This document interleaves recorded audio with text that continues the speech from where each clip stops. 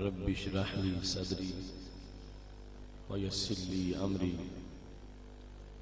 واحلل عقدة من لساني يفقهوا قولي. أحمدك اللهم يا مجيب كل سائل، والصلاة والسلام على من هو أفضل الوسائل، وعلى آله وأصحابه ذوي الفضائل. أما بعد فأعوذ بالله من الشيطان الرجيم. بسم الله الرحمن الرحيم. محمد رسول الله، صدق الله العظيم وصدق رسوله النبي الكريم الأمين. إن الله وملائكته يصلون على النبي يا أيها الذين آمنوا صلوا عليه وسلموا تسليما. الصلاة والسلام عليك يا سيدي يا رسول الله، وعلى آلك وأصحابك يا حبيب الله. الصلاة والسلام عليك يا سيدي يا رسول الله، وعلى آلك وأصحابك يا حبيب الله. مولاي صل وسلم دائما أبدا على حبيبك خير الخلق كلهم، منزه عن شريك في محاسنه، فجوهر الحسن فيه غير منقسم.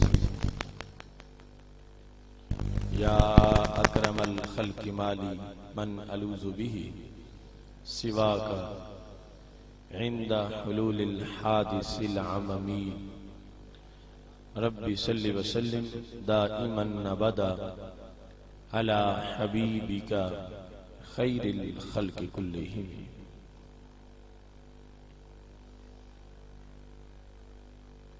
خدا ہے جن کو عظیم کہتا، خدا ہے جن کو عظیم کہتا، مقام ان کا بڑھا بڑھا کر انہی کی عظمت بتا رہے ہیں، انہی کے نعرے لگا لگا کر. خدا نے ان کو علوم بخشے، قرب میں اپنے بلا بلا کر. عیاں ہے ان پہ وہ ذرہ ذرہ، رکھو جسے تم چھپا چھپا کر. سمٹ کے ساری زمین آئی، بنی ہتھیلی پہ مثل رائی. صحابہ نے بھی دی گواہی، جہاں میں ڈنکے بجا بجا کر. انہی کی الفت سے آج تک یہ دلوں کی مسجد میں روشنی ہے. انہی کی الفت سے آج تک یہ دلوں کی مسجد میں روشنی ہے. نکھر کے آتا ہے ماہ نو بھی، غبار طیبہ لگا لگا کر. چمن چمن میں ہے بات ان کی، نگر نگر میں ہے نعت ان کی.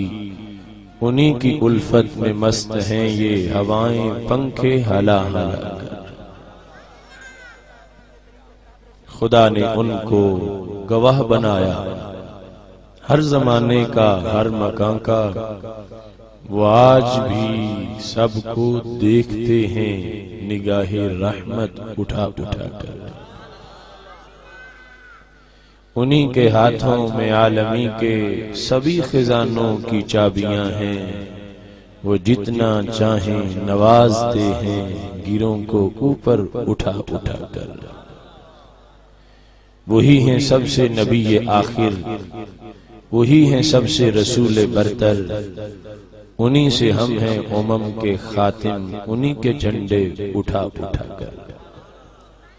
خدا ہے جن کو حبیب کہتا، مقام ان کا بڑھا بڑھا کر. انہی کی عزت پہ وارنے کو چلے ہیں جانے سجا سجا کر. یہ سن لے منکر ہمارا رشتہ ہمارے آقا سے دائمی ہے، ہم ان کی عزت پہ پہرا دیں گے سروں کی فصلیں کٹا کٹا کر۔ یہ چھوٹی موٹی جماعتیں کیا ہماری غیرت دبا سکیں گی؟ ہمیں مجدد و خیرآبادی نے حر بنایا پڑھا پڑھا کر۔ نہ گھبرانا باطل کی یورشوں سے، یہ بدر و خندق کا فیصلہ ہے۔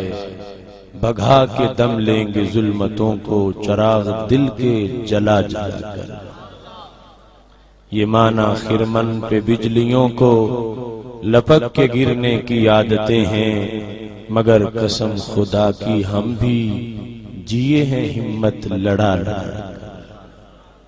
جو ان کے در پہ گیا سوالی کبھی نہ لوٹا وہاں سے خالی، وہ آج بھی بھر رہے ہیں جھولی سبھی کو طیبہ بلا بلا کر۔ بنا جو شان نبی کا واصف، کہا کسی نے کہ ان کا آصف، حرم کی جانب بلا رہا ہے قرآن و سنت سنا سنا کر۔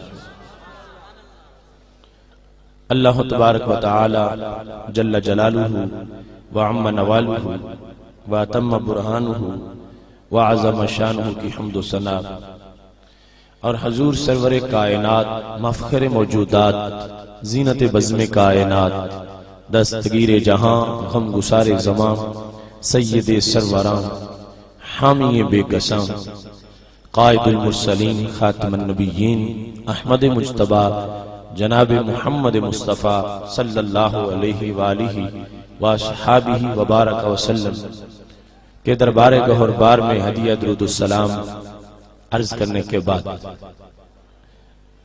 زینت مسند صدارت پیر طریقت رہبر شریعت حضرت قبلہ خواجہ نور الزمان اویسی صاحب حافظہ اللہ تعالی، نہایت ہی معزز و محتشم علماء کرام، وارثان منبر و محراب، ارباب فکر و دانش، نہایت ہی معزز و محتشم سامعین حضرات، آج موڑ کھنڈا کی سرزمین پر بزم عاشقان مصطفیٰ صلی اللہ علیہ وسلم کے زیر اہتمام اس عظیم الشان عظمت مصطفیٰ صلی اللہ علیہ وسلم کانفرنس میں ہم سب کو شرکت کی سعادت حاصل ہو رہی ہے۔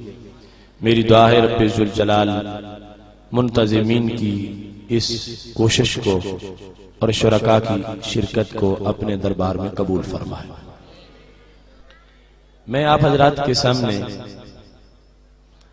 مختصر سے وقت میں نہایت ہی اہم اور ضروری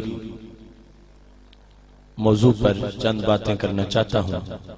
میری دعا ہے رب ذوالجلال ہم سب کو قرآن و سنت کا فہم عطا فرمائے اور قرآن و سنت کے ابلاغ و تبلیغ اور اس پر عمل کی توفیق عطا فرمائے۔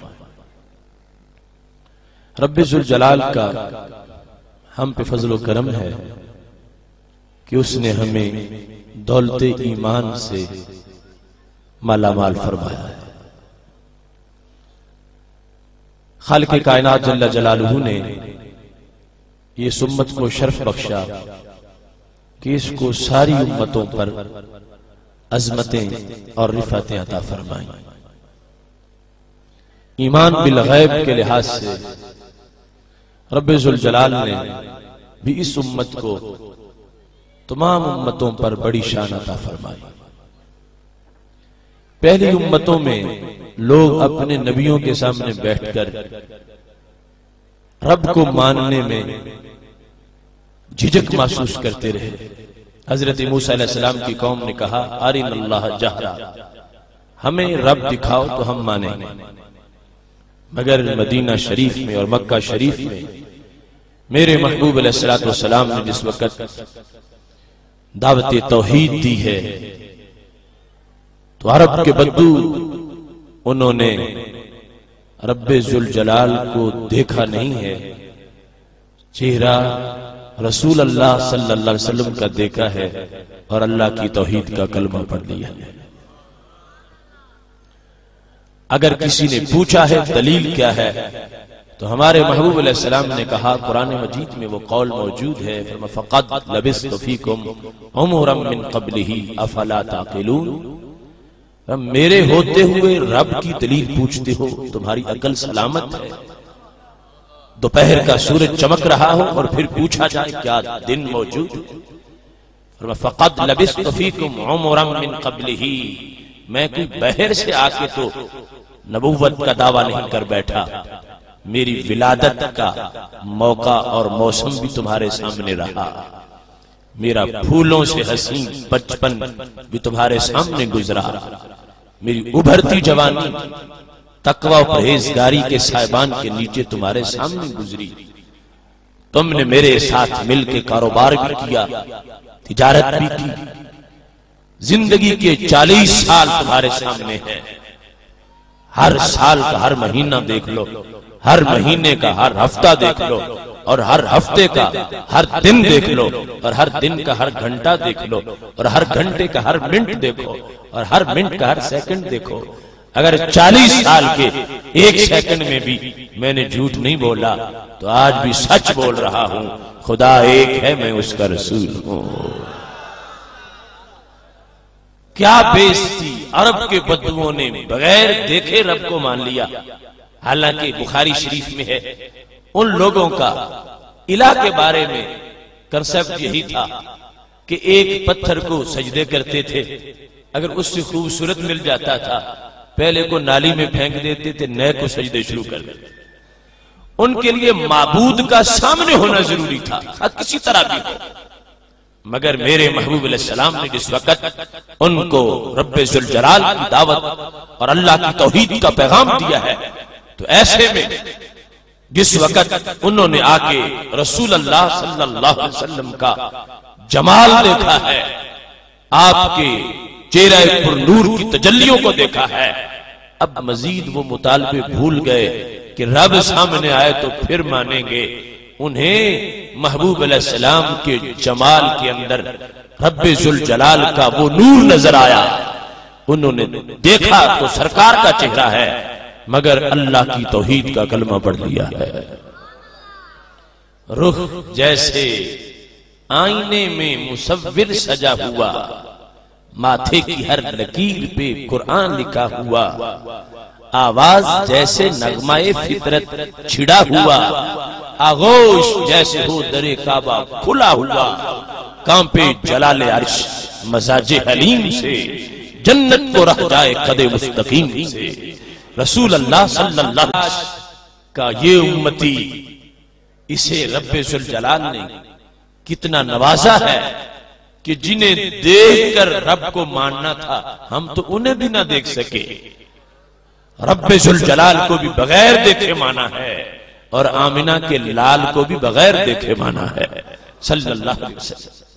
یہ عظمت کوئی تھوڑی عظمت نہیں، بہت بڑی عظمت ہے۔ میرے محبوب علیہ السلام نے صحابہ کرام علیہم رضوان سے پوچھا تھا، ای الخلق اعجب ایمانا، صحابہ سب سے زیادہ تعجب کس مخلوق کے ایمان پر ہے؟ صحابہ کرام علیہم رضوان نے 3 جواب دیے، رسول اللہ صلی اللہ علیہ وسلم نے تینوں جواب مسترد کر دیے۔ صحابہ کرام علیہم رضوان کہنے لگے فرشتوں کا ایمان بڑا باعث تعجب ہے، تو رب ذوالجلال کے فرشتوں کا جب ذکر ہوا تو رسول اللہ صلی اللہ علیہ وسلم فرمانے لگے وہ تو اللہ کا عرش اٹھائے ہوئے ہیں، اگر وہ بھی رب کو نہیں مانیں گے تو کون مانے گا؟ ان کے ماننے پر تعجب کس چیز کا ہے؟ صحابہ کرام علیہم رضوان نے کہا انبیاء کرام علیہم السلام کا ایمان بڑا باعث تعجب ہے، تو رسول اللہ صلی اللہ علیہ وسلم فرمانے لگے ان کے دلوں پر تو وحی اترتی ہے، اگر وہ رب کو مانتے ہیں تو تعجب کس چیز کا؟ صحابہ کرام علیہم رضوان نے کہا اصحابوں کا یا رسول اللہ صلی اللہ علیہ وسلم تمہارے صحابہ کا ایمان بڑا باعث تعجب ہے، تو رسول اللہ صلی اللہ علیہ وسلم نے عظمت صحابہ کو برقرار رکھتے ہوئے اور صحابہ تم مجھے دیکھتے ہو میرا کلمہ پڑھتے ہو، تمہارے ایمان پر کس چیز کا تعجب ہے؟ صحابہ کرام علیہم رضوان نے کہا محبوب خود ہی فرما دو کس کا ایمان باعث تعجب ہے؟ فرمایا الذین جاءوا من بعدی، صحابہ ان لوگوں کے ایمان پر بڑا ہی تعجب ہے جو مجھے دیکھ نہیں سکیں گے، کلمہ پھر بھی میرا ہی پڑھیں گے۔ یہ ڈگری ہم سب کے پاس ہے اور اللہ کا فضل رہے ہم سے یہ کوئی ڈگری چھین نہیں سکتا. ہم نہ غوث نہ کتب نہ ولی نہ سہلے نہ مسلے، مگر ہمارا ایمان اس کو رسول اللہ صلی اللہ علیہ وسلم نے کتنا پسند کیا اور اس کو کتنا اعزاز بخشا. یہ جو کچھ عظمت ہے اس ایمان کے ساتھ ہے کہ ہم کروڑوں مل جائیں صحابہ کرام علیہم رضوان میں سے ایک کے درجے تک بھی نہیں پہنچ سکتے. حضرت عبداللہ بن عمر رضی اللہ تعالی عنہ کا یہ قول ابن ماجہ میں موجود ہے. فرمایا لمنام احدہم ساعۃ خیر من عمل احدکم عمرہ. بات والو تم اپنی زندگی کی ساری نیکیاں ایک پلڑے میں رکھو اور صحابی کی ایک لمحے کی نیند دوسرے پلڑے میں رکھو، ان کی نیند والا پلڑا بھاری ہو جائے گا. یہ ہمارا یقین ہے اور یہ ہمارا ایمان ہے. مگر محبوب علیہ السلام نے بعد والوں کا بھی کوٹا خاص فرمایا تھا اور اس انداز میں صحابہ کرام علیہ رضوان کے سامنے یہ فرمایا صحابہ سنو، وہ لوگ اتنے مائل بحق ہوں گے جب ان کے سامنے قرآن جائے گا وہ یہ نہیں مطالبہ کریں گے کہ اب جبریل اترے، اب نبی ہمیں پڑھ کے سنائے تو پھر ہمیں مانیں گے، ہم پھر مانیں گے. فرمایا میرے صحابہ ان کے پاس کتاب مجلد پہنچے گی، قرآن کتابی شکل میں پہنچے گا، وہ کوئی ہلا بہانہ نہیں کریں گے، چوم کے قرآن کو سینے سے لگا لیں گے. یہ بہت بڑی عظمت اور آج گئے گزرے زمانے کے اندر ہمیں اپنی سستیوں غفلتوں کا اعتراف ہے. مگر اس پورے مجمع میں یہ سمجھتا ہوں ایک بندہ بھی ایسا نہیں ہوگا کہ جس کا یہ یقین ہو اور جس کے ایمان کی یہ صورتحال ہو کہ وہ کہے کہ یہ اردو بازار لاہور میں چھپنے والا قرآن پتہ نہیں ہمارے نبی علیہ السلام پہ اترا بھی تھا یا نہیں.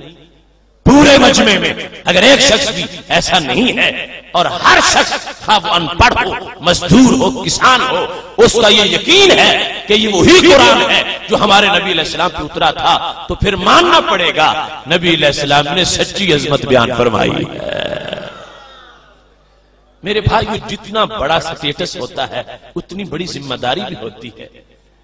ہمیں صدیوں بعد عظمت ملی کہ صفہ پر بیٹھ کر جن لوگوں نے دین حاصل کیا اور جن لوگوں نے ایمان وصول کیا رب ذوالجلال نے ہمیں بھی وہی چمک عطا فرمائی. یہ نہیں ہے کہ صفہ پر ایمان لانے والوں بیٹھ کر ایمان وصول کرنے والوں کے ایمان کے کچھ شعبے اور ہوں اور ہمارے لیے کچھ کمی آ گئی ہو. ان کا تو فرشتوں پر ایمان ہو اور ہمارا نہ ہو، ان کا تو کتابوں پر ایمان ہو اور ہمارا نہ ہو. نہیں، جو ایمان کا انداز ان کو رسول اللہ صلی اللہ علیہ وسلم نے عطا فرمایا تھا، رب کعبہ کی قسم ہے صدیوں کے گزر جانے کے باوجود وہ پورا ایمان ہمارے سینوں تک بھی پہنچا ہے. یہ ہمیں اعتراف ہے. ان کا ایمان ایک سورج جیسا تھا، ہمارا ایک چراغ جیسا ہے. سورج اور چراغ والا تو فرق ہے، مگر جس کو انہوں نے مانا اس کو ہم نے بھی مانا. خالق کائنات جل جلالہ نے یہ جو عظمت اتنے بعد میں آنے والوں کو بھی عطا فرمائی ہے، آج اس کا ایک امتحان ہو رہا ہے. وہ امتحان صحابہ کرام علیہم رضوان کا نہیں تھا. دیکھ کے ماننا اور چیز ہے اور بغیر دیکھے ماننا اور چیز ہے. مقام رسالت اور منصب نبوت کے لحاظ سے آج جو روزانہ ایک آزمائش ہے، اندرونی محاذ پر بھی اور بیرونی محاذ پر بھی، کبھی معاذ اللہ ڈنمارک کے خاکوں کی شکل میں اور کبھی سویڈن میں خاکوں کی شکل میں اور کبھی ان کے ایجنٹ جو اندرونی محاذ پر ہے ان کی طرف سے، جس طرح کراچی میں اشارہ لیاقت نجمہ ہاؤس سے خاکے چھپے ہیں. یہ سارا جو ایک امتحان ہے اس وجہ سے ہے کہ منصب نبوت کی جو پہچان چاہیے اور منصب رسالت کا جو تعارف چاہیے وہ تعارف عوام کو نہیں کروایا جا رہا اور وہ تعارف غیر مسلموں کو نہیں کروایا جا رہا، جس کی وجہ سے اس طرح کی روزانہ فتنے ابھر رہے ہیں. میرے بھائیوں ہم نے بغیر دیکھے مانا ہے، مگر ہمیں یقین ہے ہم بھولے نہیں ہیں. کیوں؟ ہم نے دیکھنے والوں کے کہنے پہ مانا ہے. امتحان اس لیے ہو گیا، ایک درمیان میں گروپ ہے، دیکھا انہوں نے بھی نہیں، وہ بھی بعد میں آیا، مگر ان کا اصرار ہے یوں مانو جیسے ہم مانتے ہیں.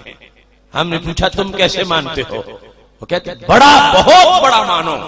कितना बड़ा, जितना बड़े भाई को माना जाता है, जितना गांव के चौधरी को माना जाता है, जितना किसी पोस्टमैन और डाकिये को माना जाता है, ये उन लोगों ने हमें मनवाना चाहा, मगर हमने कहा नहीं, ये कोई तारुफ है नबूवत का और ये कोई अजमत है रिसालत की।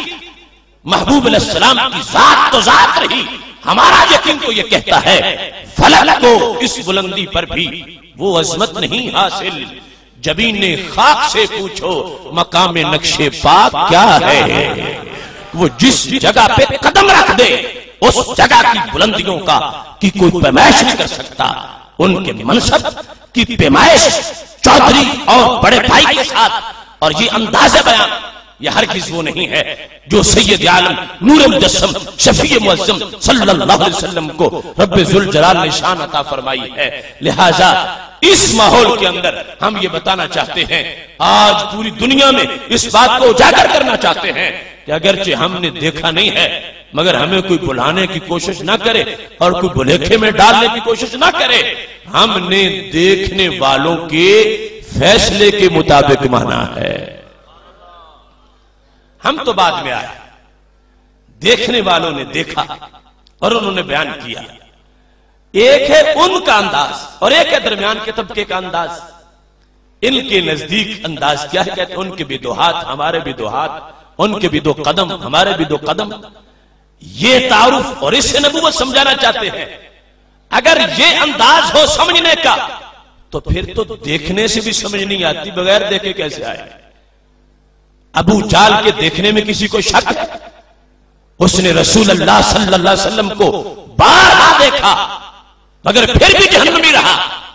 और हजरत दाता गंज बख्श अजमेरी सदियों बाद पैदा हुए फिर भी जन्नत के वारिस बन गए। तो फर्क क्या है, सबब क्या है?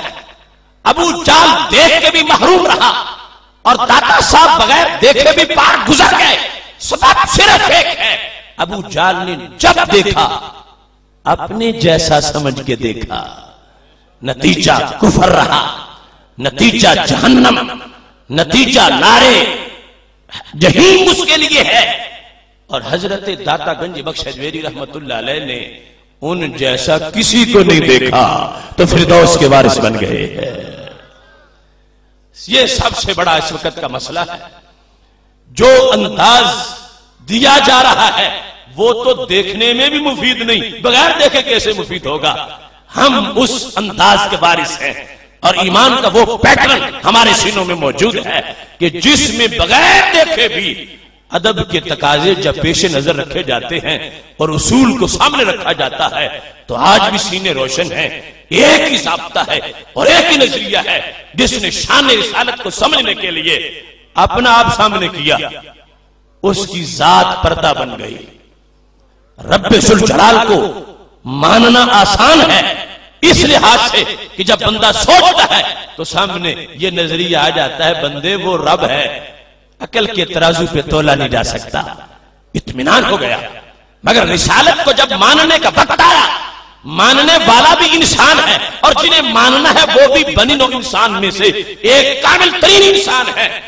अब इसने समझने के लिए अगर ये तरीका इख्तियार किया कि उनके चेहरे को समझने के लिए अपना चेहरा देखे और उनके हाथों को जानने के लिए अपने हाथ देखे और उनके कद को समझने के लिए अपना कद देखे, तो फिर अपना आप उसके सामने होता है, उसकी आंखों पर उसकी बशरियत का पर्दा पड़ जाता है, नतीजा गुमराही में निकलता है। जो रब्बे जुल जलाल के महबूब अलैहिस्सलाम को मानने के लिए अपने आप को ना देखे, शान कुदरत को देखे, तो नतीजा हजरत सिद्दीक अकबर की शक्ल में नजर आता है। ये आज के जमाने का एक फैसला है।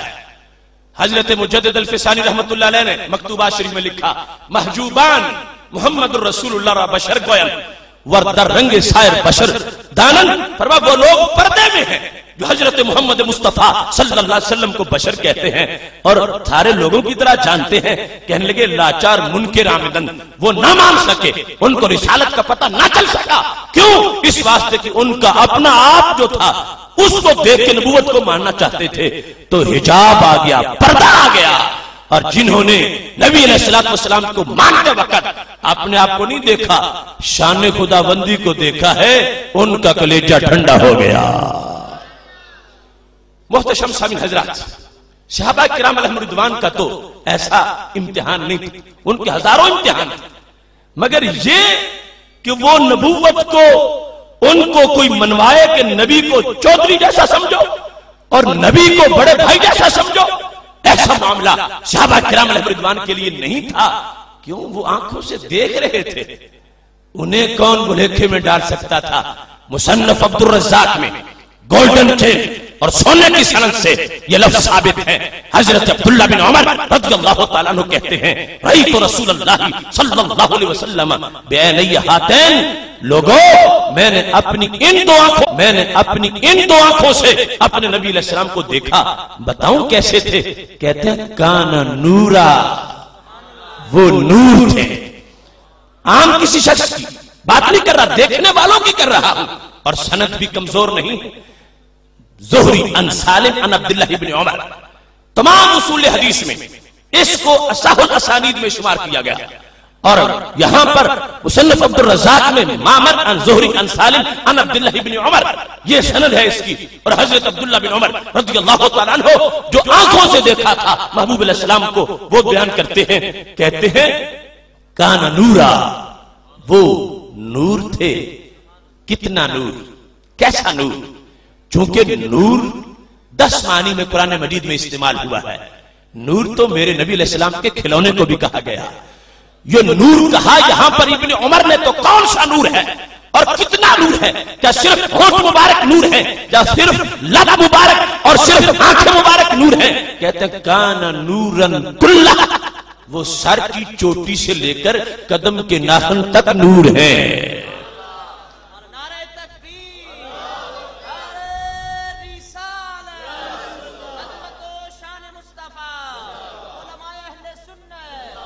اگلا جملہ بولا تو مکمل عقیدہ واضح کر دیا۔ نور کون سا؟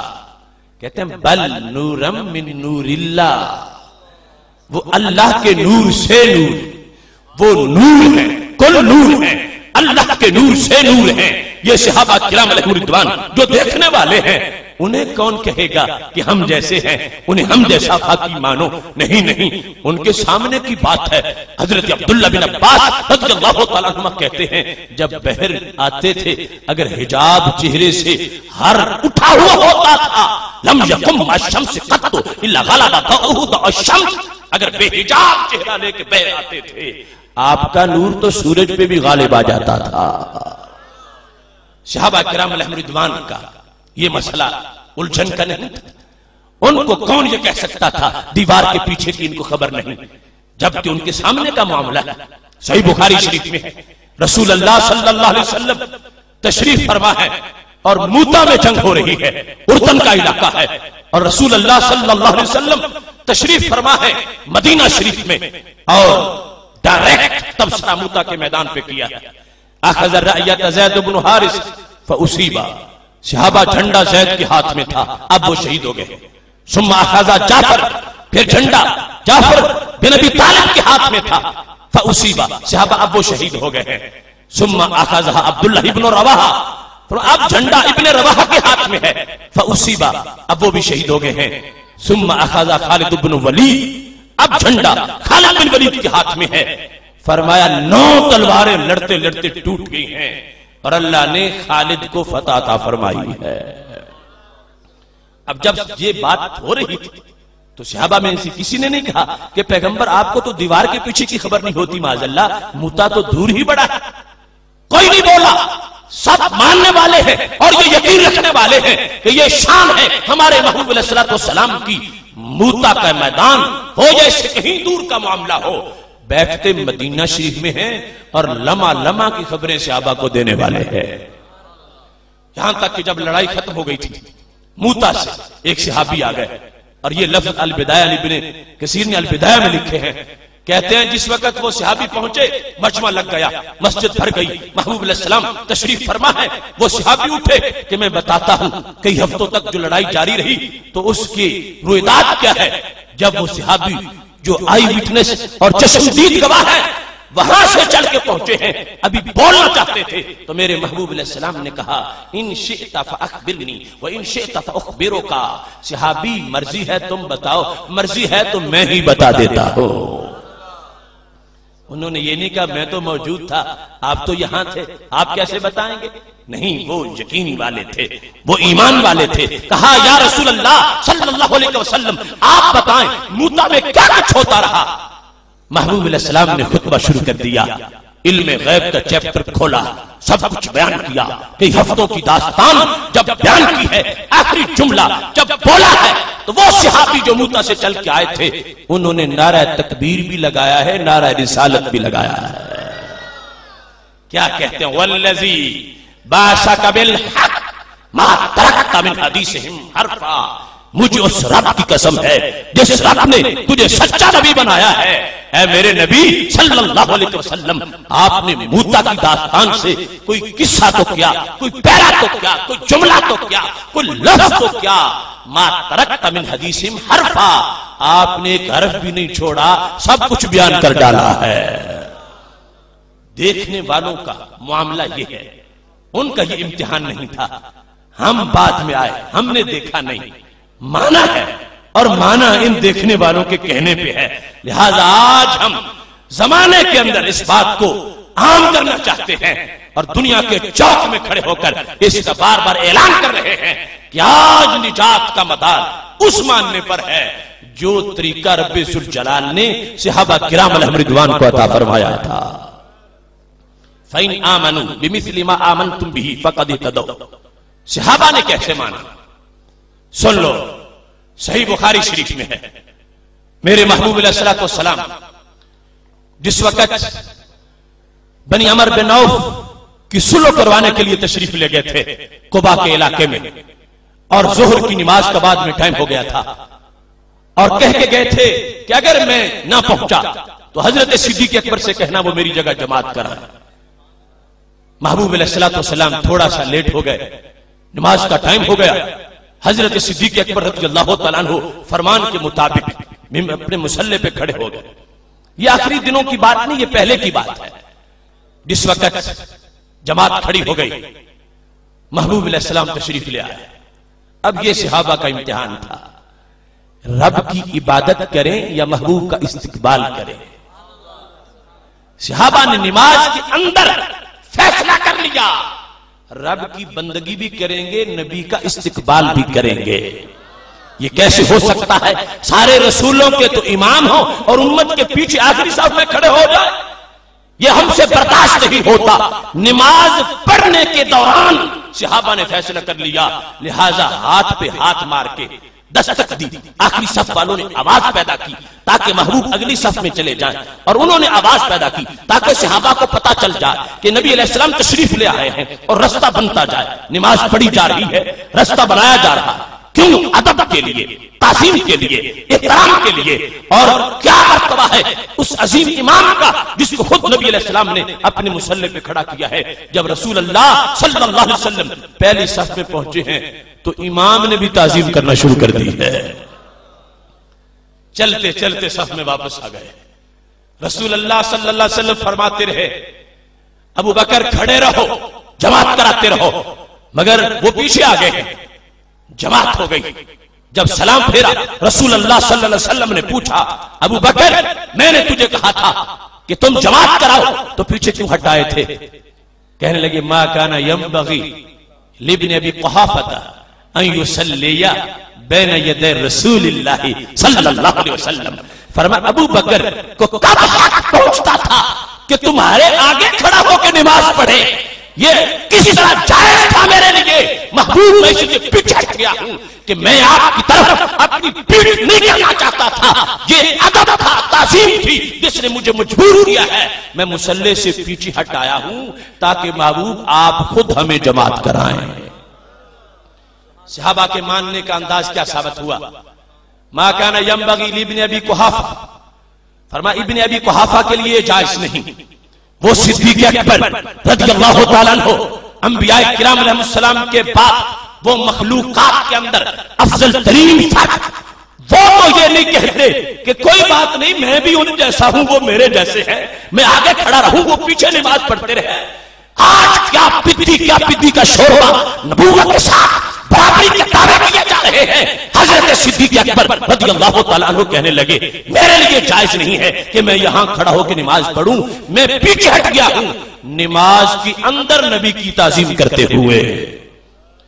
محتشم سامع حضرات، بات بڑی قابل غور ہے۔ کہاں وہ خیال اور وہ یقین جو کہا جائے کہ نماز میں اگر نبی علیہ السلام کا خیال آ جائے تو وہ خیال جائز نہیں ہے کہ تعظیم سے آئے گا۔ صحابہ کرام علیہم رضوان تعظیم سے سب کچھ کر رہے ہیں، تعظیم کی نیت ہے، رستہ بنایا ہے، تعظیم کی نیت ہے کہ رسول اللہ صلی اللہ علیہ وسلم کے لیے حضرت صدیق اکبر رضی اللہ تعالیٰ عنہ نے مصلی چھوڑا ہے۔ پتہ چلا نماز کے اندر تعظیم نبی یہ بات کا گھڑا ہوا عقیدہ نہیں، یہ تو صحابہ سے پڑا ہوا عقیدہ ہے۔ انداز کتنا عجیب ہے صحابہ کرام علیہم رضوان کے یقین کا۔ بخاری شریف میں ہے جس وقت سید عالم نور مجسم شفیع معظم صلی اللہ علیہ وسلم حدیبیہ میں تشریف فرما ہے، عروہ بن مسعود آ گئے، آ کے انہوں نے دیکھا کہ صحابہ کرام علیہم رضوان بیٹھے ہیں، اپنے نبی کو کیا سمجھتے ہیں، کیا حقیقت، کیا ایمان ہے، کتنی عقیدت ہے۔ عروہ بن مسعود وہاں رہنے کے بعد جاسوس بھی تھے اور سفیر بھی قریش کے تھے۔ جب واپس پہنچے کہنے لگے وفدت علی الملوک وفدت علی کیسر وکسرا والنجاشی واللہ ان رأیت مالکا یعظم اصحابہ ما یعظم اصحاب محمدن صلی اللہ علیہ وسلم۔ قریش میں کیسر کے پاس بھی گیا تھا، میں کسرا کے پاس بھی گیا تھا، میں نجاشی کے پاس بھی گیا تھا، مگر مجھے رب کی قسم ہے میں نے آج تک وہ نظارہ کہیں نہیں دیکھا جو نظارہ حدیبیہ میں دیکھ کے آیا ہوں۔ اتنا جہاں دیدہ انسان، سب کچھ دیکھا اور پھر یہاں بھی پہنچے۔ انالیسس کتنا جامع ہے، بادشاہوں کے درباروں کا بھی مشاہدہ کیا اور ایک محبوب کے دیوانوں کا جو انداز ہے وہ بھی دیکھا۔ قریش مکہ کو کہنے لگے مجھے آج تک کسی بادشاہ کے دربار میں وہ منظر نظر نہیں آیا جو منظر مجھے حدیبیہ میں نظر آیا ہے۔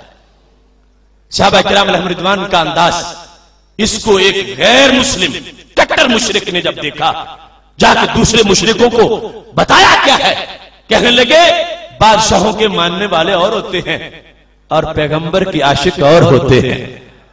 قریش حیران تھے، تجھے کسرا کے سونے کی کرسیوں سے تو کوئی اثر نہیں ہوا، پھر بھی تم سلامت واپس لوٹے ہو، تمہیں کیسر کے دربار کے قیمتی قالین دیکھ کر تو کچھ نہیں ہوا، تم پھر بھی ہمارے ترجمان تھے، اور تم نجاشی کے گارڈ آف آنر کو دیکھ کر بھی ہمارے ہی رہے، مگر آج تم لگتا ہے دل دے کے آ گئے ہو، باتیں ان کی کرتے ہو، بتاؤ تو صحیح کیا تم نے دیکھا جو تمہیں دنیا میں اور کہیں نظر نہیں آیا۔ کہنے لگے ان رأیت مالکا یعظم اصحابہ ما یعظم اصحاب محمدن صلی اللہ علیہ وسلم۔ فرمایا میں نے آج تک دنیا میں کسی بادشاہ کا اتنا ادب نہیں دیکھا جتنا ادب صحابہ اپنے نبی علیہ السلام کا کرنے والے ہیں۔ لفظ تعظیم بولا، آج اس لفظ تعظیم پر شرک کے فتوے لگتے ہیں، مگر حدیبیہ میں اس تعظیم پر شرک ٹوٹا تھا، ایمان آیا تھا۔ عروہ بن مسعود آئے تھے تو کٹر مشرک، بلکہ کافروں کو اتنا گھمنڈ تھا اپنے عروہ پر، اللہ تعالیٰ کو تجویزیں دیتے تھے، اللہ تو نے نبی بنانا ہے تو ہمارے عروہ کو بنا، لولا نزل هذا القرآن على رجل من القريتين عظیم، کہتے تھے اے اللہ ہمارے پاس ایک امیدوار نبوت کا مکہ شریف میں ہے، ایک طائف میں ہے، مکہ شریف کا ولید بن مغیرہ اور طائف کا عروہ بن مسعود، ان میں سے کسی پر تو قرآن نازل کر۔ تو نے قرآن کہاں نازل کیا؟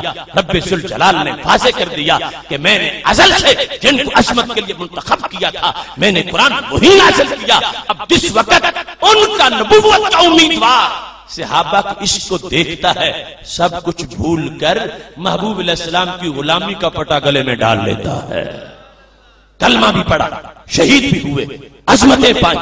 اب جب کفار مکہ کو جا کر انہوں نے بتایا تھا تو وہ کیا چیز تھی جس سے ہم نے اس وقت دیکھنا ہے صحابہ کرام علیہم رضوان کے ماننے کا انداز کیا ہے؟ کیا وہاں پر چودھری کی طرح مانا جاتا ہے، بڑے بھائی کی طرح مانا جاتا ہے یا ڈاکیے کی طرح مانا جاتا ہے یا ماننے کا انداز کچھ اور ہے؟ معتقد نہیں، ایک دشمن جو آیا تھا اس نے جو عاشقوں کا انداز دیکھا وہ صحیح بخاری سے تمہارے سامنے پڑھ رہا ہوں، اور اس میں پڑھتے وقت اس یقین کو بیان کرنا چاہتا ہوں جس یقین کی وجہ سے کافروں کا کفر ٹوٹتا ہے اور نور ایمان دل میں داخل ہو جاتا ہے۔ یا رسول اللہ،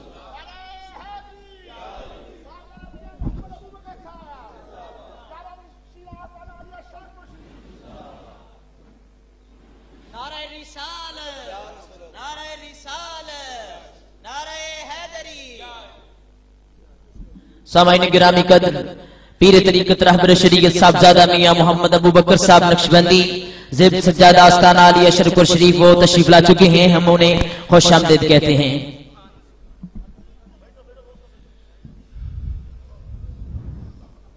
محتشم سامع حضرات، یہ ہماری خوش قسمتی ہے کہ نبی رائے حضرت شیر ربانی رحمت اللہ علیہ پروردہ آغوش ولایت حضرت صاحبزادہ حافظ محمد ابو بکر صاحب نقشبندی سجادہ نشین آستانہ علیہ شرک پور شریف جلوہ گر ہوئے ہیں، اور ہمارے بہت بڑے عالم دین پیر طریقت حضرت علامہ مولانا پیر محمد منیر احمد یوسفی صاحب تشریف فرما ہوئے ہیں۔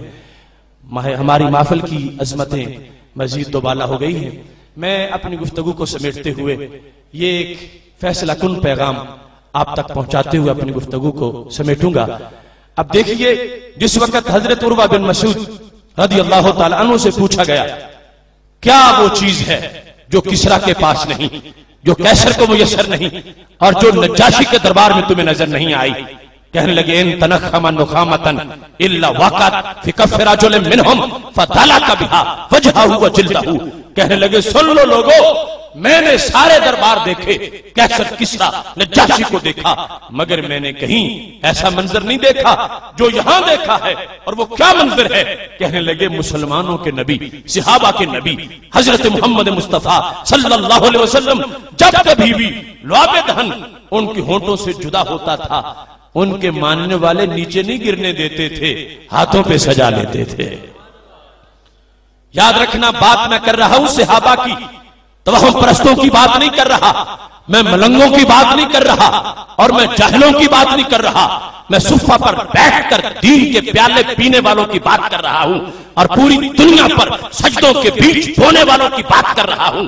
وہ صحابہ کرام علیہم رضوان اپنے ہاتھوں پہ نبی علیہ السلام کا لعاب دہن لیتے ہیں اور پھر رومال سے صاف نہیں کرتے، دالا کا بہا وجہ جسے ملتا ہے وہ ماتھے پہ لگاتا ہے۔ اب فیصلہ کیجئے، اپنے ضمیر کے مفتی سے فتویٰ تو لیجئے، جو اپنے آپ جیسا کسی کو سمجھے اس کا لعاب کون لیتا ہے؟ گاؤں کے چودھری کے تھوک کو کون ماتھے پہ لگاتا ہے؟ یہ تو طیبہ کی محبت کا اثر ہے، ورنہ کون روتا ہے لپٹ کے در و دیوار کے ساتھ؟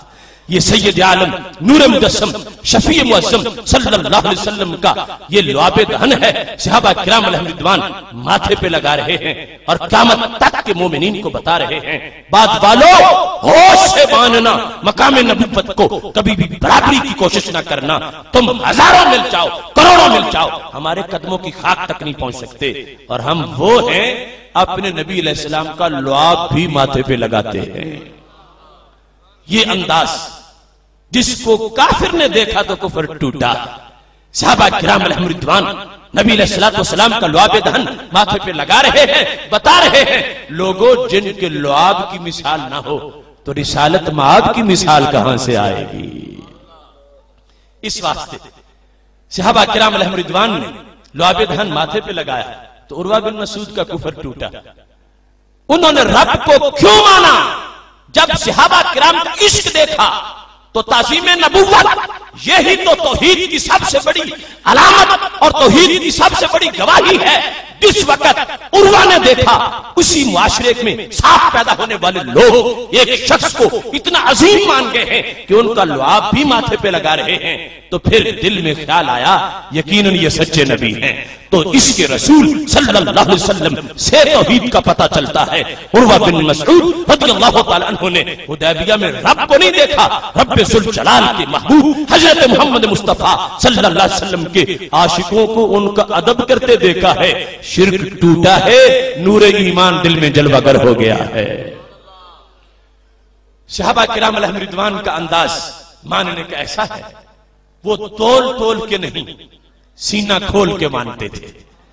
آج ہمیں کچھ ایسے لوگوں کا سامنا ہے، ان کے سامنے باقی جو کچھ بیان کرو اشاش بشاش رہیں گے، مگر جب بھی عظمت نبوت کی بات آئے گی لگتا ہے کہ جیسے دیے سے تیل ہی ختم ہو گیا، مرجھا جائے گا چہرہ، اور پھر ہیلے بہانے ہوں گے کہ میں کیسے مانوں، حدیث کمزور ہے، سند کمزور ہے، یہ کمزور ہے، وہ کمزور ہے۔ دیکھئے صحابہ کرام علیہم رضوان کا ماننے کا طریقہ، میں ہزار بار رب کا شکر ادا کرتا ہوں کہ خالق کائنات نے جو انداز ماننے میں صحابہ کرام علیہم رضوان کا دیا تھا، صدیوں کے بعد آج بھی وہ سنی کے سینے میں موجود ہے۔ اس کی مثال دیکھیے، صرف بخاری شریف تمہارے سامنے پیش کر رہا ہوں۔ جس وقت حضرت جابر رضی اللہ تعالیٰ عنہ رسول اللہ صلی اللہ علیہ وسلم کے دربار میں آئے اور کہنے لگے یا رسول اللہ صلی اللہ علیہ وسلم، میرے ابا جی تو شہید ہو چکے ہیں، ہم شیرگان بہت ہیں اور قرضہ ہے جو یہودیوں کا مجھ پہ ہے، وہ اتارنے کا وقت آ گیا ہے، کھجوریں پک گئی ہیں، مگر ساری کھجوریں بھی دے دوں تو آدھا قرضہ بھی نہیں اترتا، تو اس واسطے میرا کچھ بندوبست کرو، گھر میں نہ رکھوں تو پھر بھی قرضہ نہیں اترتا، سال کیسے گزرے گا، قرضہ بھی نہیں اترے گا۔ تو رسول اللہ صلی اللہ علیہ وسلم نے یہ نہیں فرمایا کہ تم نے نبوت کا معنی غلط سمجھا ہے، کہ نبی کا کام تو کلمہ پڑھانا ہوتا، قرضے اتارنا تو نہیں ہوتا، یہ مجھ سے باتیں نہ کرو، یہ تو مشکل کشائی ہے اور یہ میرا منصب نہیں ہے۔ ہرگز رسول اللہ صلی اللہ علیہ وسلم نے یہ نہیں فرمایا۔ بخاری شریف کے 10-11 مقامات پر مختلف الفاظ سے یہ بات موجود ہے۔ ٹھیک ہے تم کھجوریں کاٹ کے رکھو، ہم پہنچتے ہیں، بیڑے پار ہو جائیں گے۔ کھجوریں کاٹ کے رکھ دی گئی۔ جس وقت رسول اللہ صلی اللہ علیہ وسلم وہاں پہنچے، حضرت صدیق اکبر رضی اللہ تعالیٰ عنہ اور حضرت فاروق اعظم رضی اللہ تعالیٰ عنہ دونوں ساتھ ہیں۔ میرے محبوب علیہ السلام نے پورے ڈھیر پہ دعا مانگ دی، کھانے کی چیز کی پلیٹ نہیں، پورا ڈھیر۔ اس پہ جب نبی علیہ السلام نے دعا مانگی، فرمایا ٹھیک ہے میں جا رہا ہوں، جابر سارے قرض خواہوں کو بلا لو، سب کے قرضے اتار دو۔ حضرت جابر رضی اللہ تعالیٰ عنہ کہتے ہیں رسول اللہ صلی اللہ علیہ وسلم تشریف لے گئے، میں نے سب قرض خواہوں کو بلایا، سب کی بوریاں بھر دیں، سارے قرضے اتر گئے، مگر ڈھیر میں سے ایک کھجور بھی کم نہیں ہوئی تھی۔ کہتے ہیں نماز مغرب کا وقت تھا تو میں مسجد نبوی شریف میں پہنچا، میں نے کہا یا رسول اللہ صلی اللہ علیہ وسلم، آپ کی جلوہ گری سے میرا کتنا بھلا ہو گیا، سارے قرضے اتر گئے، ساری کھجوریں بچ گئیں۔ تو محبوب علیہ السلام نے جب سنا تو کیا کہا، اشہد انی رسول اللہ، میں گواہی دیتا ہوں میں اللہ کا رسول ہوں۔ میرے بھائیوں، ہر بات بڑی قابل غور ہے۔ حق باطل کو پہچاننے کے لیے مجمع کا انداز دیکھو، خطیب کا لہجہ دیکھو، نعرہ لگانے کا وقت دیکھو، ان لوگوں کا خطیب کون سی بات کرتا ہے تو مجمع نعرہ لگاتا ہے، اور یہاں کا خطیب جب کس مقام پہ چپ ہوتا ہے تو مجمع کھل اٹھتا ہے، سبحان اللہ کہتا ہے۔ رب کعبہ کی قسم، جس مقام پر ہمارے محبوب علیہ السلام نے خود اپنی رسالت کی گواہی دی، اسی مقام پر سنی کے دل میں بھی ہلچل مچ جاتی ہے۔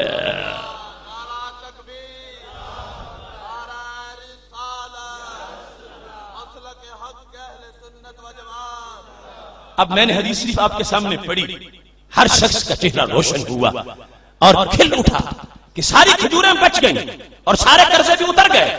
یہی بات جب نبی علیہ السلام نے سنی تھی تو یہ نہیں کہا تھا جابر ایسی باتیں نہ کرو، یہ تو ہے مشکل کشائی، میرا تو فائدہ کسی کو نہیں ہو سکتا. معاذاللہ ایسا نہیں کہا کہ چپ رہو کسی کو نہ بتانا.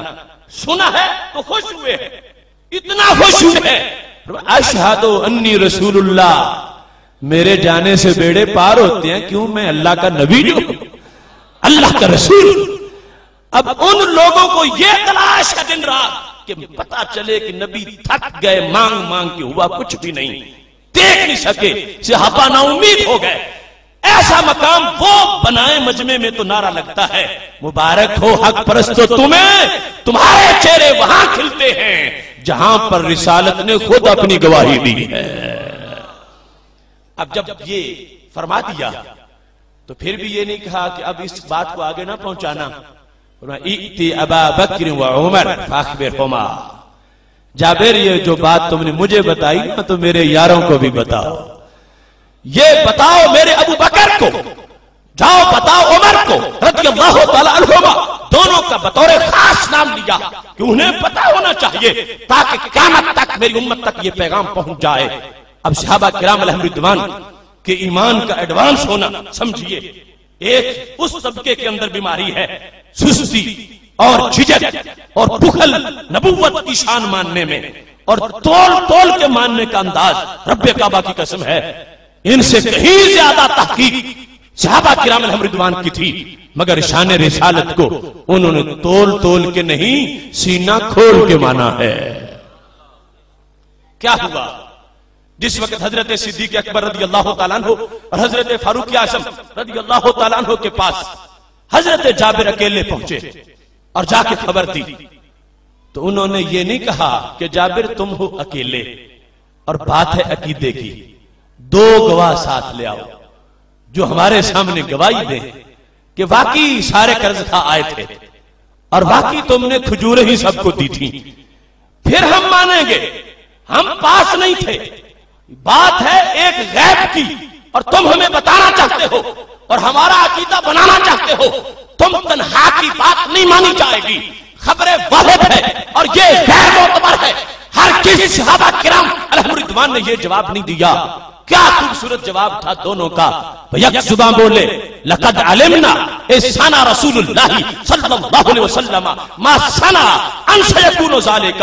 کہنے لگے جابر تم اب بتانے آئے ہو, ہمیں اس وقت پتا چل گیا تھا جب نبی علیہ السلام آ گئے تھے کہ ساری کھجوریں بچ جائیں گی, سارے قرضے اتر جائیں گے.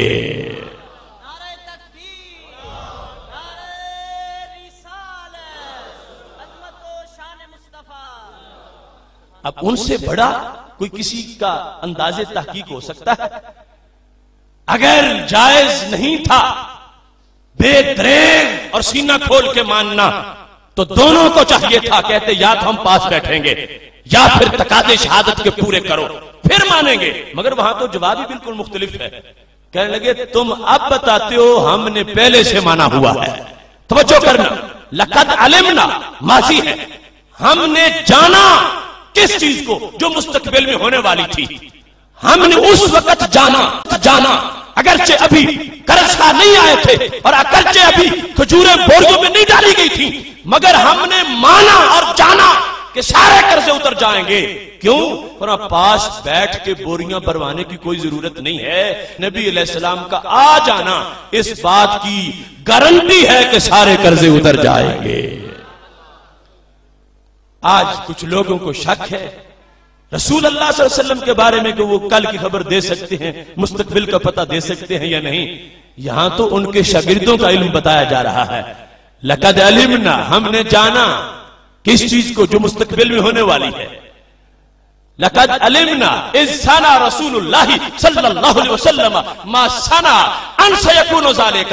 ہم نے پہلے ہی جان لیا مستقبل میں جو کام ہونا تھا. تو یہ نبی علیہ السلام کے شاگردوں کو بھی سرکار کے واسطے سے اتنی روشنی مل گئی ہے, وہ مستقبل کی خبریں پہلے ہی دینے والے ہیں. بخاری شریف کا ایک اور مقام دیکھیے. جس وقت حدیبیہ والا معاملہ تھا, پانی ختم ہو گیا, صحابہ کرام علیہم رضوان نے رسول اللہ صلی اللہ علیہ وسلم سے درخواست کی کہ پانی ختم ہو گیا. فرمایا پانی والا برتن لے آؤ. اس میں ہاتھ رکھا, فجعل الماء یفور من بین اصابعہ, انگلیوں سے چشمے بہ نکلے. بریلی کے تاجدار کہتے ہیں ندیاں پنجاب رحمت کی ہیں جاری و ہوا. 5 انگلیوں سے ندیاں جاری ہیں. جو لوگ نبوت کو تولتے ہیں وہ بتائیں تو صحیح یہ پانی آیا کہاں سے تھا.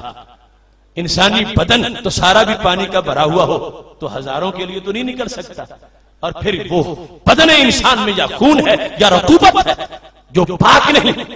اور یہ تو کوثر سے بھی عمدہ تھا, زمزم سے بھی اعلیٰ تھا, طاہر بھی تھا مطہر بھی تھا. کیا نیچے سے قدموں میں کوئی چشمہ داخل ہو گیا یا اوپر سے سر میں؟ نہیں, یہ میرے محبوب علیہ السلام کا پیکر ہے. اسی پیکر سے پانی نکلا ہے اور قیامت تک کے لیے لوگوں کو بتا رہا ہے کہ یہ وہ مقام ہے اور وہ ذات ہے جن کی عظمتوں کو عقل کے ترازو پہ تولا نہیں جا سکتا.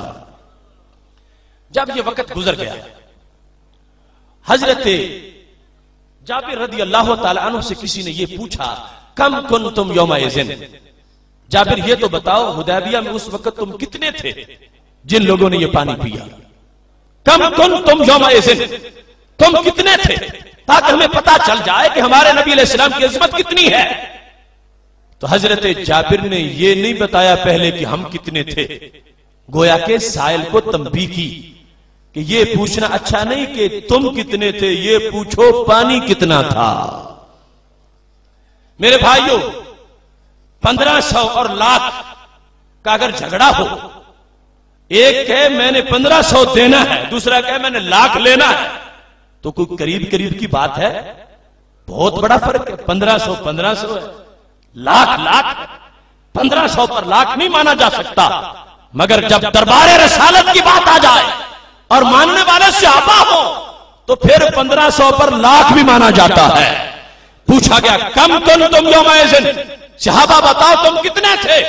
کہنے لگے یہ نہ پوچھو, لو کننا مئۃ الف لکفانا, ہم لاکھ بھی ہوتے پانی کافی تھا. کننا 15 مئہ, ہم 1500 تھے. تو پتا چلا یہ صحابہ کے ماننے کا انداز ہے کہ پیئے 1500 تو صحابہ 1500 ہی نہیں مانتے, صحابہ لاکھ مان جاتے ہیں. دنیا میں کہیں ایسا ضابطہ اور ملے گا؟ یہ ہے صحابہ جن کا ایمان ہمارے لیے معیار ہے. 1500 نے پیا تھا.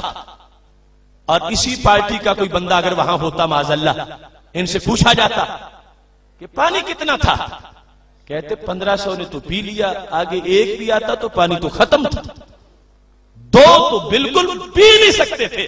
اور ساتھ یہ کہ ہم وہی مانیں گے جس کا ذکر ہے, باقی تو ہم نہیں مانیں گے. میں پوچھتا ہوں کیا صحابہ توہم پرست تھے؟ کیوں 1500 پر لاکھ مانا؟ پیا 1500 میں تھا تو 1500 ہی مانتے. حالانکہ کوئی حوض تو نہیں بھرا ہوا تھا کہ کہتے 1500 پی گئے ہیں باقی حوض بھرا ہوا ہے, اور اندازہ لگا کے کہتے ہیں کہ لاکھ پی جائے گا. اور ایسا بھی نہیں ہے کہ 80,000 کو پلایا ہو, 20,000 کا گیس لگا لیا ہو. نہیں, صرف 1500 نے پیا اور پانی وہی تھا جو نکلا اور انہوں نے پی لیا. مگر صحابہ کا ایمان کیا ہے؟ مجنو لیلا کی داستان نہیں, صحیح بخاری پڑھ رہا ہوں. صحابہ کا ایمان یہ ہے لو قلنا مئۃ الف لکفانا, اگر لاکھ بھی ہم ہوتے پانی کافی تھا. یہ یقین کیوں آیا؟ صحابہ بتا رہے ہیں جن کے ہاتھ 1500 کو پلا سکتے ہیں ان کے ہاتھ لاکھ کو بھی پلا سکتے ہیں.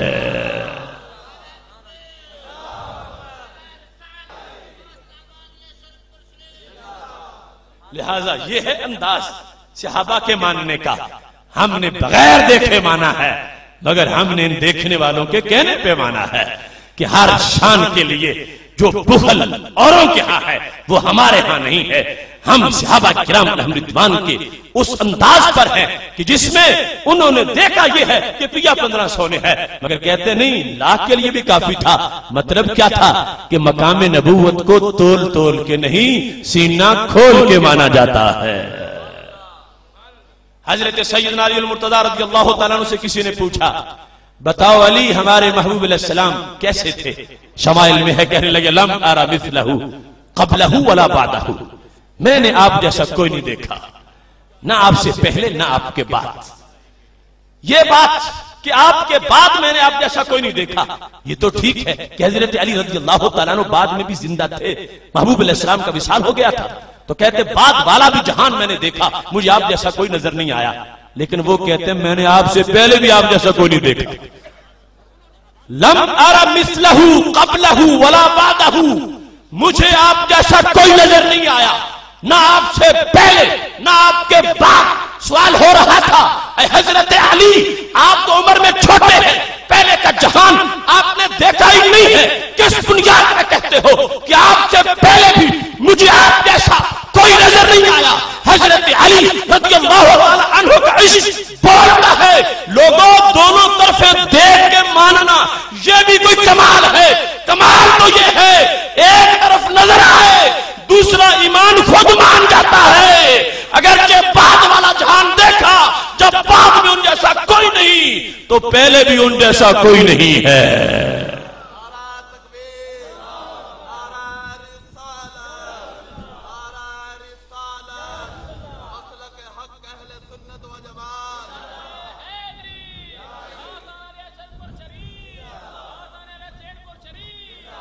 محتشم سامعین حضرات, کیا ہے ماننے کا انداز.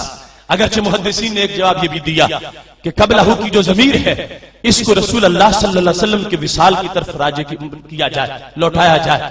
آپ کے وصال سے پہلے بھی آپ جیسا کوئی نہیں دیکھا اور وصال کے بعد بھی آپ جیسا کوئی نہیں دیکھا. مگر جو جمہور کی رائے ہے وہ یہ ہے کہ حضرت علی رضی اللہ تعالیٰ عنہ یہ واضح کر رہے تھے لوگوں پہلے کا جہان اگرچہ نہیں دیکھا مگر دیکھنے کی ضرورت بھی کوئی نہیں, کیونکہ بعد والا جو دیکھا ہے ان جیسا جب کوئی نہیں بعد کی دنیا میں, تو ایمان کہہ رہا ہے پہلی دنیا میں بھی ان جیسا کوئی نہیں ہے. صحابہ کرام علیہم رضوان کا نور ایمان آج اس کی اقتدا کی ضرورت ہے, اس کو دنیا میں ہائی لائٹ کرنے کی ضرورت ہے. آج خاکے بنانے والوں کو جواز فراہم کن لوگوں نے کیا؟ جو اندرونی محاذ میں ان کے ایجنٹ ہیں, جنہوں نے نبوت کی 2 قسمیں بنائی, 2 حیثیتیں بنائی اور اپنے فتاوی میں لکھا 2 حیثیتیں کر کے کہ ایک ہے نبی علیہ السلام کی ذات اور ایک ہے رسالت. کہنے لگے رسالت میں ہم ان جیسے نہیں, ذات میں ہم ایک جیسے. فرق ہے صرف واحد کا, ذات ایک جیسی ہے, رسالت میں فرق ہے ہمارے اندر. وہ رسول تھے, ہم رسول نہیں ہیں. جس وقت یہ 2 حیثیتیں ان لوگوں نے بنائی, ڈنمارک میں خاکے بنے تو امریکی پریس نے نوٹ میں لکھا مسلمانوں تمہیں غصہ کیوں آیا, ہم نے تمہارے نبی کی نبوت کا خاکہ تو نہیں بنایا تھا, ہم نے تو جسم کا بنایا تھا. اور جسم تم خود کہتے ہو ہم ان جیسے ہیں وہ ہم جیسے ہیں. یہ کس نے گنجائش دی خاکہ بنانے والوں کو؟ کاغذ پہ لگی ہوئی لکیریں گستاخی کیوں بن گئی کہ یہ جب مثل ان کو کہا گیا کہ یہ کاغذ پہ جو لکیریں ہیں یہ مسلمانوں کے نبی علیہ السلام کی مثل ہے. میرے بھائیوں اگر چپ خاموش لکیریں مثل قرار دی جائیں تو گستاخی ہو, اور جو خود بول کے مثل بنے اس کے بارے میں کیا رائے ہوگی؟ اس پر خاموشی کیوں ہے؟ اور اس یہ بات سوچنے کی ہے ان لوگوں نے 2 جدا جدا راستے بنا کے, جیسے کبھی پہلے وقت میں کہا تھا ختم نبوت کے بارے میں گنجائش پیدا کر دی تھی اور آخری نبی کا معنی اصلی نبی کر کے قادیانی کے لیے دروازہ کھولا تھا. آج گستاخوں کے لیے دروازہ کھولنے کا کام بھی وہی طبقہ کر رہا ہے. اور میر بھی کیا سادہ ہیں, بیمار ہوئے جس کے سبب اسی اتار کے لونڈے سے دعا لیتے ہیں, جو اصل میں یہ رستے کھول رہے ہیں اور پھر وہی حفاظت کے علمبردار بھی بننا چاہتے ہیں. حق پرستو یہ تمہاری ذمہ داری ہے. صحابہ والا عشق اور یقین جب تمہارے سینے میں ہے تو اس ناموس پہ پیرا دینا یہ بھی تمہارا حصہ ہے. صرف ایک حدیث صحیح بخاری کی پیش کرتے ہوئے اپنی گفتگو کو ختم کرتا ہوں اس نظریے کے رد میں جو انہوں نے کہا رسالت اور ہے اور ذات اور ہے, ذات میں ہم ایک جیسے ہیں. میں یہ بتانا چاہتا ہوں یہ صحابہ کا ایقان نہیں تھا, یہ صحابہ کا ایمان نہیں تھا, یہ صحابہ کا نظریہ نہیں تھا. صحیح بخاری شریف میں ہے میرے محبوب علیہ السلام ایک سواری پہ بیٹھے تھے اور محلہ عبداللہ بن ابی بن سلول کا تھا. جب سواری وہاں سے گزری کیا تھی سواری؟ گدا مبارک. نبی علیہ السلام اس پہ بیٹھے ہیں, سواری وہاں سے گزری ہے تو ابن سلول منافقوں کے سردار نے کہا آزانی نتن ہمارے کا, تمہارے گدے کی بدبو نے مجھے تکلیف دی ہے.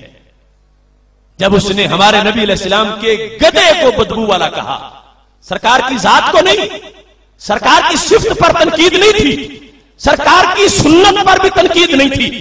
نبی علیہ السلام کی سواری کو جب بدبو والا کہا گیا تو صحابہ نے یہ نہیں کہا کہ رسالت اور ہے, سرکار کی ذات بھی اور ہے, اور یہ تو ہے ہی گدھا جس کی بات ہو رہی ہے, ہم چپ کر جائیں.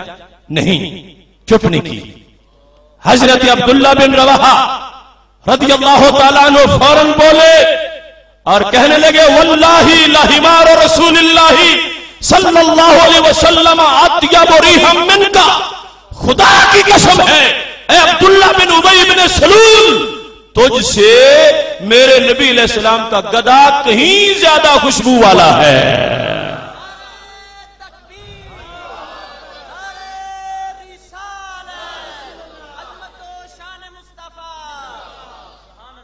ہوش بھی رکھنا جوش کے ساتھ, یہ بخاری ہے, بات ہے گدے کی اور قسم ہے رب کی. واللہ خدا کی قسم لحمار رسول اللہ صلی اللہ علیہ وسلم اطیب ریحا منکا, اس میں تفضیل سپرلیٹو ڈگری استعمال کی ہے کہ تجھ سے نبی علیہ السلام کا گدا کہیں زیادہ خوشبو والا ہے. اور جلالین میں تو الفاظ, تفسیرات احمدیہ میں تو الفاظ یہ ہیں واللہ لبول حمار رسول اللہ صلی اللہ علیہ وسلم اطیب ریحا من مسک کا. اے منافق, تیری کستوری سے بھی میرے نبی علیہ السلام کے گدے کا پیشاب بھی کہیں زیادہ خوشبو والا ہے. میرے بھائیو, بات سوچنے کی ہے. آج کا نام نہاد امتی تو یہ فرق کرے کہ نبی کی ذات اور ہے, ذات میں برابری جائز ہے, اور رسالت اور ہے. صحابہ کرام علیہم رضوان کہنے لگے ذات تو ذات رہی, وہ گدھا جو حماقت کی نشانی ہے اور ایک جانور ہے, مگر اب عام نہیں رہا, اب ہمارے رسول بن گیا ہے. نبی علیہ السلام کا گدھا, اب اس کا ادب لازم ہے, اس کی تعظیم لازم ہے, اس پر اعتراض سننا, برداشت کرنا, چپ کرنا, یہ ایمان کی موت مرنا ہے. فوراً بولے ہیں اور جواب دیا ہے, قیامت تک کے لیے واضح کیا ہے. لوگوں, نبی علیہ السلام کی ذات تو ذات رہ گئی, جس سواری پہ بیٹھے اس کا ادب بھی امت پہ لازم ہو جاتا ہے. یہاں درجنوں باتیں ہیں, میں اس تفصیل میں نہیں جاتا, وقت مختصر ہے. دیگر اکابر حضرات خطاب کے لیے تشریف فرما ہے.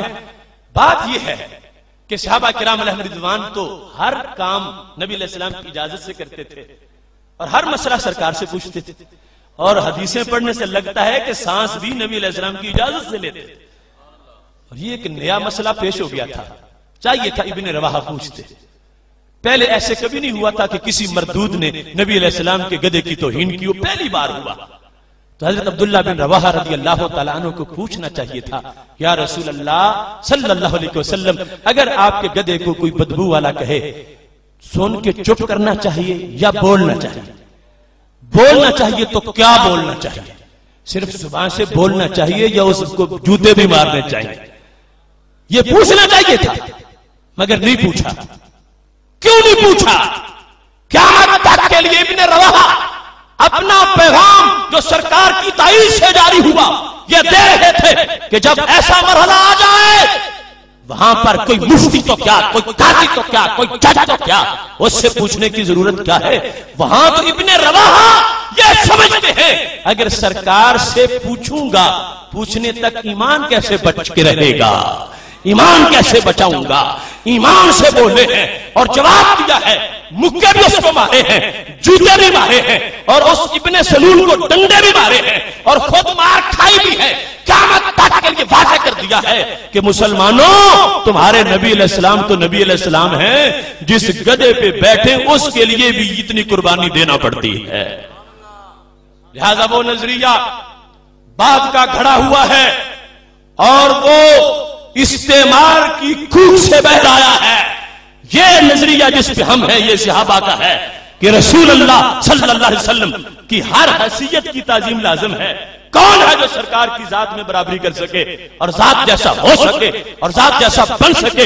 ابن رواحہ کیوں بولے؟